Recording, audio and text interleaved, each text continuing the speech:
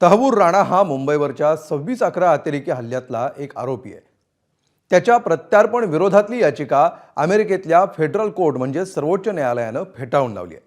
त्यामुळे 166 निष्पापांचा जीव घेण्यामध्ये मदत करणाऱ्या अतिरेकी तहव्वूर राणाला भारतात आणण्याचा मार्ग आता सुकर झाला आहे।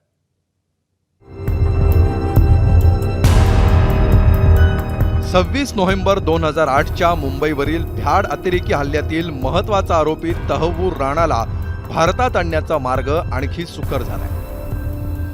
अमेरिकेच्या फेडरल कोर्टानं तहव्वूर राणाच्या प्रत्यार्पणाची मंजुरी कायम ठेवली आहे। गेल्या ऑगस्टमध्ये राणानं प्रत्यार्पणाविरोधात दाखल केलेली याचिका आज फेडरल कोर्टानं फेटाळली।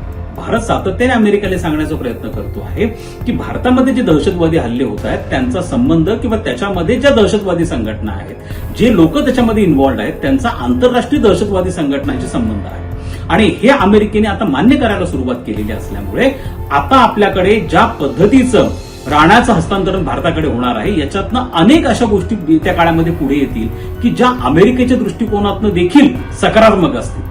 पाकिस्तानी वंशाचा कॅनडाचा व्यापारी तहव्वूर राणा सध्या लॉस एंजेलिस तुरुंगात आहे। राणा पाकिस्तानी गुप्तचर संस्था ISI आणि दहशतवादी संघटना लष्कर-ए तोयबाचा सक्रिय सदस्य असल्याचा आरोप आहे। मुंबई हल्ल्याचा आणखी एक मास्टरमाइंड होता राणाचा मित्र डेव्हिड कोलमन हेडली। त्यानं मुंबईत रेकी केली होती। त्याला तहव्वूर राणानं मदत केल्याचं मुंबई पोलिसांच्या आरोपपत्रात म्हटलंय। या खटल्यात महत्त्वाची भूमिका बजावली होती उज्ज्वल निकम यांनी।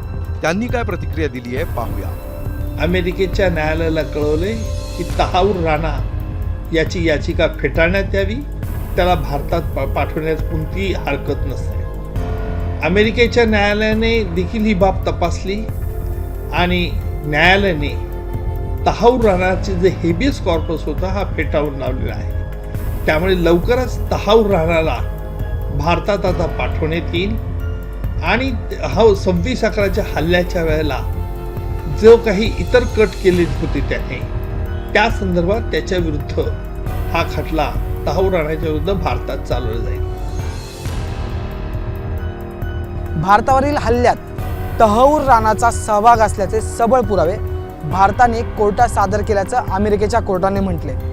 166 निष्पापांचा जीव घेणाऱ्या अतिरेकी हल्ल्यात वाटा उचलणाऱ्या तहव्वूर राणाला मागच्या अनेक वर्षांपासून भारतात आणण्याचे प्रयत्न सुरू आहेत आणि आता त्याला यश मिळताना पाहायला मिळते। व्हिडिओ जर्नलिस्ट प्रशांत मानेसह मी अजय माने, ABP माझा, मुंबई। ABP माझा, उघडा डोळे बघा नीट।